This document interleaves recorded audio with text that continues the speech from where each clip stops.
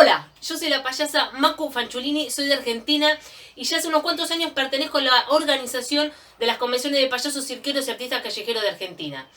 El año pasado, en el 2018, vinieron grandes dramaturgos, autores teatrales y humoristas, capos, todos maestros de Argentina, de Brasil también, a dar charlas sobre la creatividad. Unas charlas que se nos explotó la cabeza a todos en 20.000 pedazos. Pero, ¿qué pasó?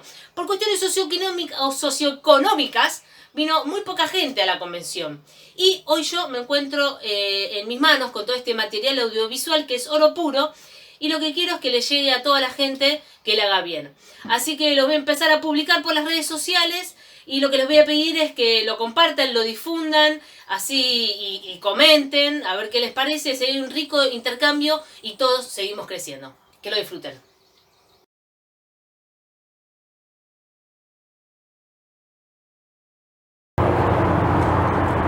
Tercera cosa que les quería comentar y ya después entro en la cuarta y ya vamos cerrando. Digamos que la risa trabajaría con 4 grandes niveles, ¿no? Esto lo dicen los grandes teóricos del teatro, analizando, digamos, los espectáculos, ¿no? Tendríamos una comicidad que surge del armado de una situación.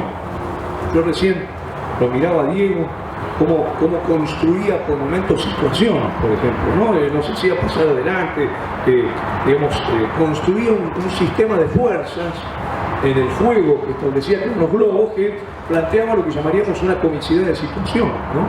Que según se resolvía la situación producía un aplauso, una carcajada. Luego tendríamos la que llamamos comicidad de carácter y comicidad del personaje.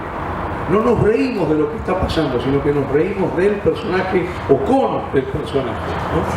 Un ejemplo muy interesante de este tipo de teatro es los personajes que ya empiezan a aparecer en la comedia latina, ¿no? El personaje del avaro, el personaje del misántropo, que después van a mantenerse a lo largo de los siglos, ¿no? O el caso, por ejemplo, de en Argentina, en el grotesco criollo, el personaje de Estefano, el personaje de Miguel en Mateo, ¿no? Los personajes del organito, es decir, ya una comicidad que no pasa solamente por lo que llamaríamos la comicidad de situación, sino la construcción del personaje como, digamos, fuente de comicidad. El tercer nivel, la comicidad verbal, el laburo con la palabra, lo que me decía René Laván, ¿no? Es decir, el trabajo con el chiste, el trabajo con la ironía, el trabajo con el juego de palabras, el trabajo con lo que podemos llamar el camelo, es decir, los grandes procedimientos de los actores cómicos argentinos, ¿no? El latiguillo, por ejemplo, ¿se acuerdan qué gusto tiene la sal de Balá, ¿no? O ¿cómo se llama? EAPP, como se llamaba, de Marrone, o si no me tiene fe de Olmedo, es decir, digamos, el trabajo con esos procedimientos verbales que pueden justamente construir una comicidad de tipo verbal, ¿eh? Acá también aparece todo un campo de creatividad notable, por la vía lingüística, ¿no? Entonces, comicidad de situación, comicidad de personaje, comicidad lingüística o verbal y comicidad gestual. Yo lo veía a Diego, cómo daba su clase, su taller magistral, y veía mucho cómo utilizaba, si bien no estaba haciendo el espectáculo, cómo utilizaba todos estos niveles al mismo tiempo, ¿no? Cómo por momentos trabajaba con él mismo como personaje, cómo por momentos trabajaba con la situación, cómo la palabra iba construyendo la relación con la expectación, y cómo de pronto la palabra servía para ocultar gestualmente, como se dice, tenía el globo en el brazo cerrado, ¿no?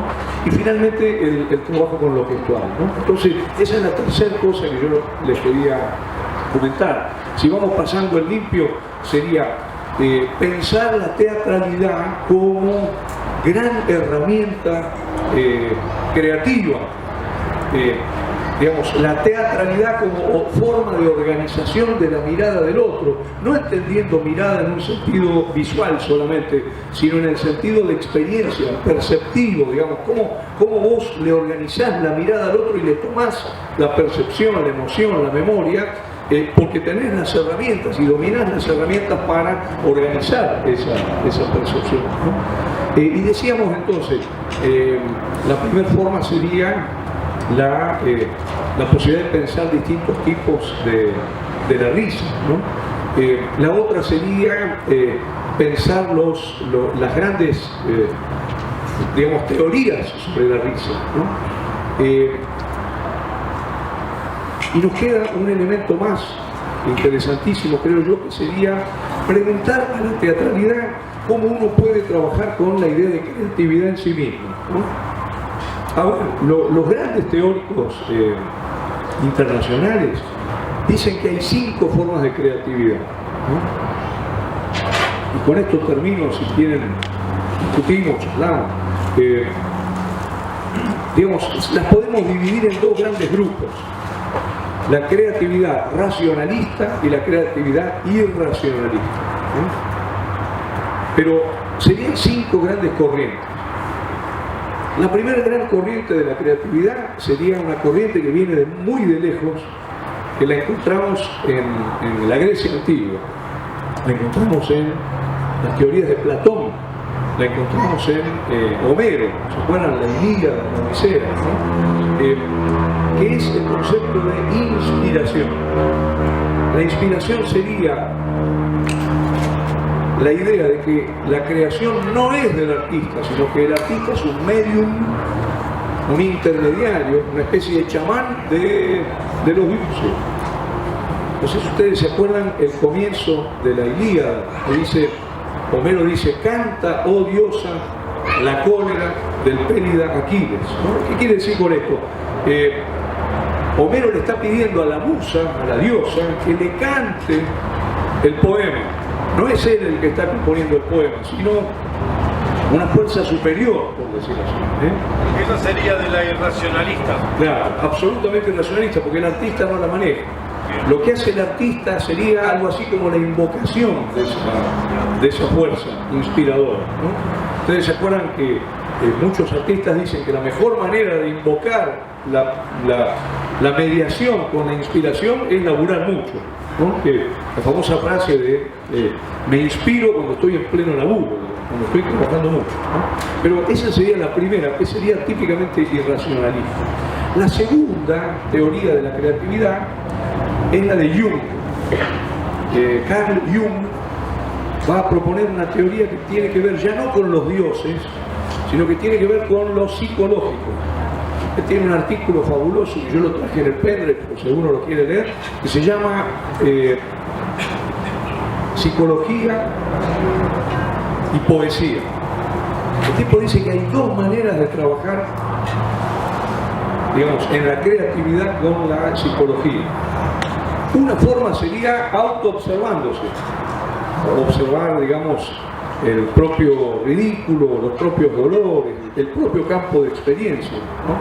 Esta sería la creatividad psicológica consciente, ¿no? Yo me observo hacer, me observo vivir y elaboro a partir de eso un campo de creatividad. El otro campo sería el plenamente irracionalista. Jung dice una cosa maravillosa, dice: la creatividad consiste en conectarse con el inconsciente. Sería lo que llamaríamos la creación como fuente de conexión con aquellas zonas de la conciencia a las que nosotros no llegamos de manera directa. Digamos, algo que dice Jung muy interesante es que cuando el artista conecta con el inconsciente, no solo conecta con el propio inconsciente, sino que también conecta con un inconsciente colectivo, dice. La creatividad entonces consistiría en conectar con esa zona que no conocemos. Esto sería otra argumentación absolutamente irracionalista, que sería conectar a través de distintos mecanismos con esa zona que llamaríamos el inconsciente, ¿no? Recordemos, por ejemplo, lo que hizo la vanguardia con esto, ¿no? ¿Se acuerdan, por ejemplo, del surrealismo? El trabajo con el cadáver exquisito, el trabajo con la escritura automática, el trabajo con la asociación libre, el trabajo con los diálogos paranoicos, el laburo con la lectura de la mancha de humedad, digamos. Es decir, hay una zona, dice Jung, muy creativa del artista, que sería conectar con su inconsciente, y a través de su inconsciente con el inconsciente colectivo. ¿No quería decir algo? ¿Cómo se escribe, disculpa? Jung es J-U-N-G. Carl, como Carlos, digamos Carl Jung. Entonces, primera teoría, inspiración, la teoría teológica, por decir así, conectarse con los dioses. La segunda teoría, la psicológica, conectar con el inconsciente. Tercera teoría de la creatividad, el método racionalista. ¿En qué consistiría el método racionalista? Ustedes estuvieron ayer con Cartoon, por ejemplo. Cartoon explicó seguramente su teoría sobre el funcionamiento de la metáfora. Fíjense que esa teoría es una metodología que él tiene, por ejemplo, de desarticular ciertas imágenes más convencionales y acercar imágenes que se encuentran más distantes, como una forma creativa de generar poesía, de generar arte, ¿no? Nosotros podemos decir que el tercer gran método, el tercer gran camino de la creatividad sería la construcción de un método, ¿no? Yo lo sigo mucho a Cartoon y Cartoon, por ejemplo, tiene un método para escribir, ¿no? Donde lo primero que hace es identificar ciertas imágenes, luego hace acopio para el crecimiento de esas imágenes, luego hace lo que llama una plataforma, que sería poner la imagen en verticalidad, es decir, el artista puede tener un método, ¿no? Yo creo que el tipo que mejor explicó esto es un gran cuentista que se llama Edgar Allan Poe. No sé si lo leyeron, el autor del Gato Negro, Berenice, El Cuervo, el tipo, El Corazón delator, los crímenes del calle Borgo, exacto. El tipo escribió un ensayo que se llama Filosofía de la Composición. Y lo que explica ahí es la forma en que escribió el poema El Cuervo. Nosotros le llamaríamos a esto el método racionalista por excelencia, que sería proponerse el método en el sentido de un camino a recorrer. Primero hago esto, después hago esto, después hago esto, después hago esto. Es lo que llamaríamos en términos de teatro el trabajo de mesa. Antes de hacer, armo un camino para el hacer, un camino absolutamente racionalizado y fundamentado en términos digamos, racionales. El cuarto gran método creativo es el método que propone un poeta que se llama Paul Valéry, inspirado en la forma de trabajar de Leonardo da Vinci. Perdón, justo pasó y no te escuché el nombre, no. Lo repito, sería el método de Paul Valéry, se escribe Paul Valéry con B corto, y el tipo lo que hace es proponer una metodología analizando la forma de trabajar de Leonardo da Vinci. Lo llama a este sistema el ostinato rigore, o sea, el rigor empedernido, el rigor obsesivo, el rigor obstinado, ¿no? Para decirlo de manera sencilla, la creatividad consistiría en volver a hacer lo mismo, en la construcción de una rutina en la que uno hace una vez, 2 veces, 3 veces, 4 veces, 5 veces, 6 veces, 7 veces, y cuando vas por las 680 apareció la mano que querías dibujar. Hay un texto de Leonardo da Vinci donde él dice, dibujo una mano, vuelvo a dibujar la mano, vuelvo a dibujar la mano, vuelvo a dibujar la mano, y finalmente cuando hice la mano número 14 apareció la mano. A mí me encantó esa teoría porque tendría que ver con una teoría de una investigación muy rigurosa y muy racionalista, pero que también le abre el camino a lo irracional, porque vos no sabés cuándo va a aparecer la mano, vos sabés que construyendo el camino creativo va a aparecer la mano, pero no sabés cuándo va a aparecer. A mí me encantó, yo tuve la posibilidad una vez de dialogar con Virgilio Espósito, ¿no? Uno de los tangueros más interesantes. Hace poquito se cumplieron 100 años del nacimiento de Homero Espósito, ¿no? El creador del tango Naranjo en Flor. Y una de las cosas que yo le pregunté fue justamente, ¿cómo se escribe Naranjo en Flor? O sea, ¿cómo llegas a escribir Naranjo en Flor? Y el tipo me contestó una cosa muy interesante. Me dijo, mirá, es mi tango 1278. O sea, para poder llegar a Naranjo en Flor tuve que escribir 1277 tangos antes. Es decir, de lo que se trataría justamente es de una búsqueda rigurosa y obstinada hacia la perfección de una forma que uno está tratando de encontrar. Hoy Diego decía algo muy parecido a él. Vieron que a cada rato decía, hay que practicar, ¿no? Trabajás con el globo, pinchás el globo, lo haces una vez, pinchás el globo, lo haces 2 veces, pinchás el globo, lo haces 3 veces, etc. Bueno, y la última, para mí la más interesante de todas, es la teoría de la formatividad. La teoría de la formatividad es la que propone un gran teórico que se llama Luigi Pareyson. Luigi Pareyson dice que la creatividad consiste en un equilibrio muy productivo entre el saber y el no saber. Él tiene una frase impresionante que es: el hacer inventa el modo de hacer. Es decir, yo no sé hacia dónde voy exactamente, pero el primer paso es el que me va a decir cuál va a ser el segundo paso.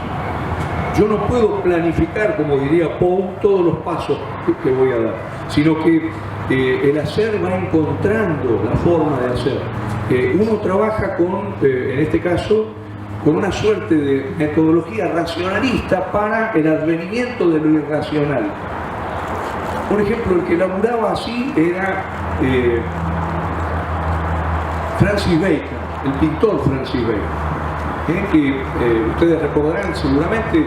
El tipo laburaba con un lienzo blanco, y pronto le pedía a la señora que le ayudaba a limpiar la casa que agarrara el pincel y manchara libremente el lienzo blanco, y una vez que aparecía la mancha, el tipo observaba la mancha e iba viendo lo que la mancha le pedía para la construcción del futuro cuadro.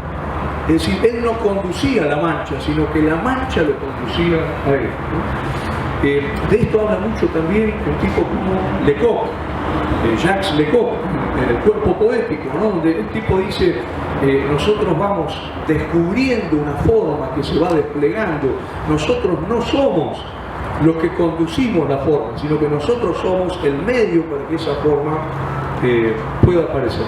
Fíjense qué interesante. Si la teoría de Platón sería la teoría teológica, la teoría de Jung sería la teoría psicológica, esta última teoría tendría que ver con lo que llamamos la imaginación técnica. La imaginación técnica sería la capacidad de leer lo que el arte mismo está pidiendo.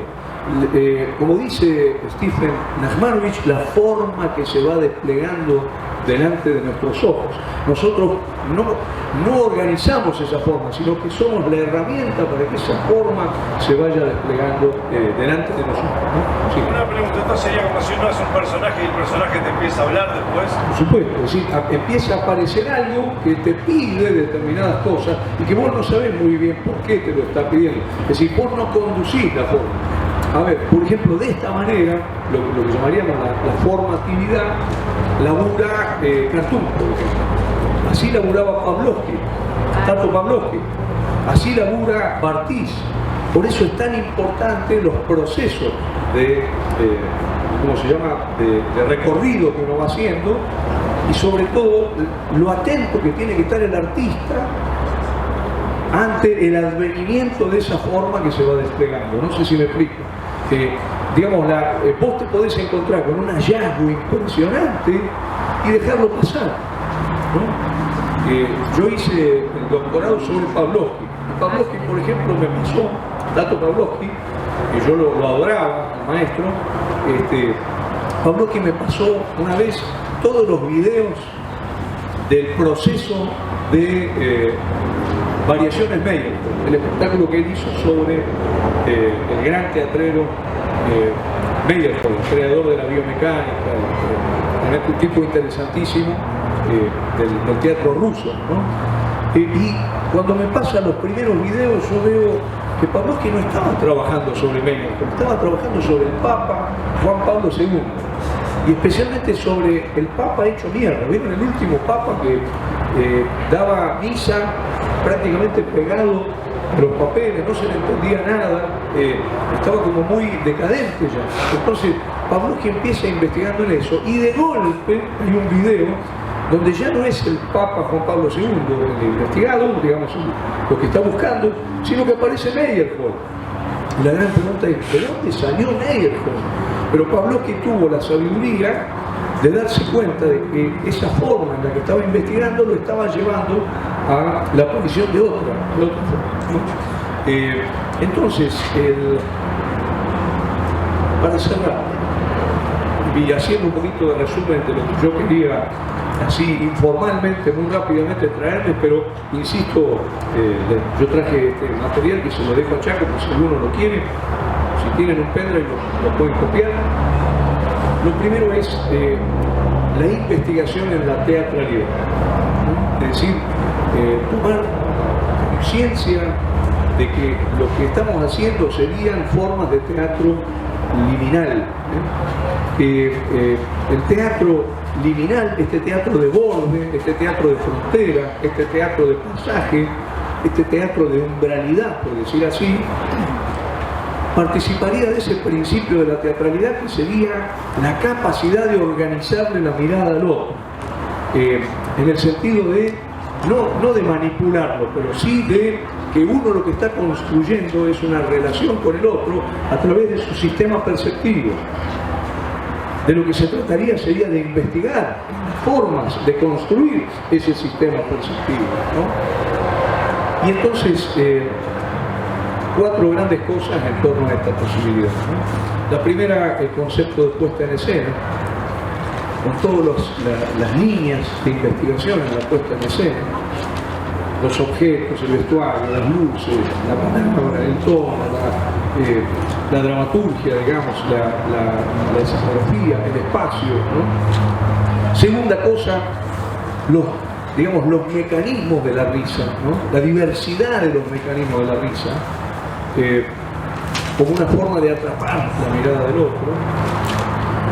Las distintas formas de producción de comicidad, supongamos el caso de la comicidad de situación, la comicidad de personaje, la comicidad verbal, la comicidad lo llama la gestual, y finalmente esta posibilidad de construir a partir de las 5 grandes teorías de la creatividad una relación cada vez más consciente y cada vez más refinada, más sutil con los propios mecanismos creativos, ¿no?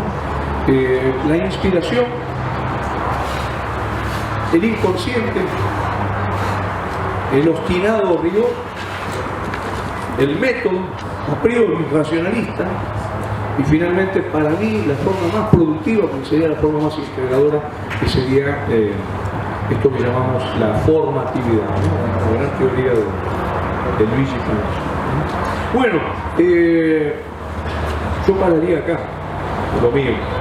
No sé si hay alguna pregunta, ¿no? Yo no sé, yo te leí a partir de Pavlovsky a vos, y no sé si lo utilizaste vos la palabra teatrista. Sí, ¿cuál? Quería comentar algo igual, porque a mí me cambió la vida que digas teatrista. Qué bueno. Yo sé, tengo un personaje actual que es Lucrecia Vicenza, más del circo. Yo te vi en Santa Fe el otro día, en el festival. Pero yo vengo como del drama, Bueno, ¿viste? Y el teatro, el humor siempre fue mal visto desde mi lectura también. Claro, tal cual. Y cuando yo escuché que decía teatrista, quizás no lo dijiste vos, pero bueno, es el que lo escribe, el que se dirige, el que no, porque acá yo noté controlar la mirada del otro. cuando uno tiene un director, el iluminador, el actor, siempre hay un momento como que hay un desprendimiento, eso como interesante, ¿no? Sí, totalmente. Digamos, si uno piensa el origen de la dramaturgia, digamos, el primer dramaturgo fue el actor. Es decir, en el origen, allá por el siglo VI a.C., el dramaturgo era Thespis, o sea, el propio actor era el dramaturgo. El de Séneca. Claro, es decir, el comienzo de la... Después empieza un proceso muy interesante donde empiezan a aparecer otras instituciones, se lo empieza a controlar, ¿no? A mí, por ejemplo, yo te vi en el cierre del Festiclán y lo que hiciste en Santa Fe el otro día, ¿cómo se llama? El varieté que se hace a la noche, el varieté nocturno. Fabuloso, me encantó. Bueno, Sos una genia, me cagué de risa. Además lograste el Teatro Urondo, era, no sé, habría 500 personas más o menos y lo diste vuelta. podría ser la Iglesia Universal. Sí, totalmente. Totalmente. Yo te digo, tenés cuidado porque va a terminar ahí. Pero pero maravilloso tu laburo, me encantó. Bueno, pero yo digo para esto para todos, ¿no? A veces a mí me dicen, sos actriz, sos bufón, sos payaso. Uno sabe en qué camino está, pero la varieté también es teatro, y la varieté, el humor también es teatro. Totalmente. Y nosotros no sé si La palabra es teatrero. el teatrero rompe con el canon, al menos del que yo venía. Claro. Yo iba, golpeaba un teatro y decía, quiero hacer una obra, y tu director soy yo, y tú, bueno, deja el currículum acá. Claro. Como menor.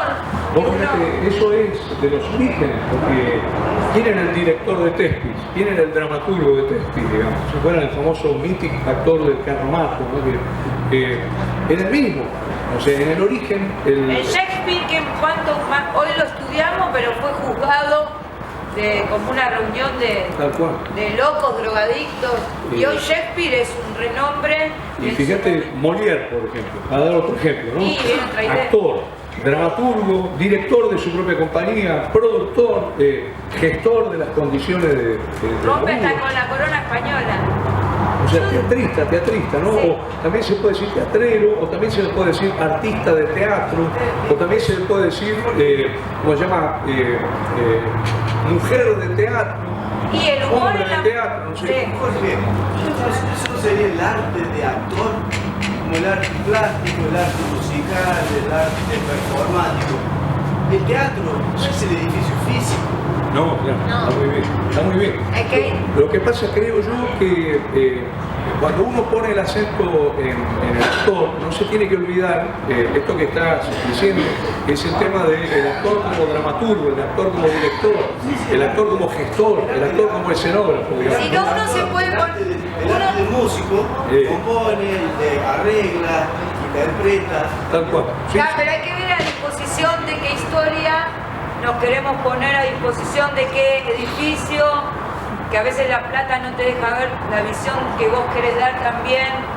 No, que una vez dice, bueno, estudié esta obra o en este circo un mes, después voy a... Pero es un presente que estás transformando y estás a disposición de eso. Exacto. Y cuán libre sos de la palabra, porque a mí me hace acordar al Moreira, al circo, cuando con Lucrecia, mi personaje, muchos salen y me condenan y me apuran en la esquina, ¿no? Como que parece, entonces no digo soy la iglesia, pero soy capaz de transformar, y como decía ayer el compañero, yo lo borro o no me importa, yo sé el valor que tenemos, y a contradicción quizás ayer lo que se decía, dónde está tu vida y dónde está el personaje, diferenciarlo, que podemos transformar, que podemos a partir del humor, esa risa casi científicamente sanadora, de una reflexión crítica, porque lo que nos está pasando es que falta que nos atraviese también, ¿no? Pavlovsky es lo mismo. Vos ibas caminando con Pavlovsky a la cancha, y Pavlovsky era como tipo adobiado, digamos. Llegaba al contacto con la hinchada y se transformaba. El convivio teatral y el convivio futbolístico, por decirlo así. Empezaba el partido y Pavlovsky se transformó en una especie de energúmeno, no sé si me explico, peligroso, porque era una energía desbordante. O sea, ponele Independiente, pifiaba el gol y Pavlovsky, si vos estabas al lado, te podía volar la cabeza, porque podía llegar a ser una cosa así. vos estabas al lado de él, no sé si me... O metía gol Independiente. Y Pavlovsky entraba en un estado dionisíaco que te convenía alejarte porque hasta besos en la boca, no sé si lo crees. Yo lo adoraba a Pavlovsky, pero para tanto no, digamos, ¿no? Ahora, yo lo he visto abrazarse con la hinchada en una especie de dionisismo, y vos veías al tipo que venía caminando por la calle antes, y decís, no es el mismo, no es el mismo. Es decir, aparece ahí algo que a mí me parece fascinante, que sería un orden, un estado, un orden de existencia en el acontecimiento teatral que no tenés abajo del acontecimiento, ¿no? Y donde aparece una capacidad plena de creación y de conexión con lo sagrado, con el inconsciente, con la razón, con la formatividad, con el campo de descubrimiento, ¿no? Por eso en la última etapa de Pavlovsky, termino con esto, Pavlovsky ya hablaba de un teatro del borrador, ¿no? Que el teatro del borrador era un teatro de mojones. El tipo sabía que tenía que pasar por esos lugares, pero no sabía cómo iba a pasar. Lo que lo dejaba librado justamente a la intensidad de construcción y percepción del acontecimiento. Bueno, muchas gracias.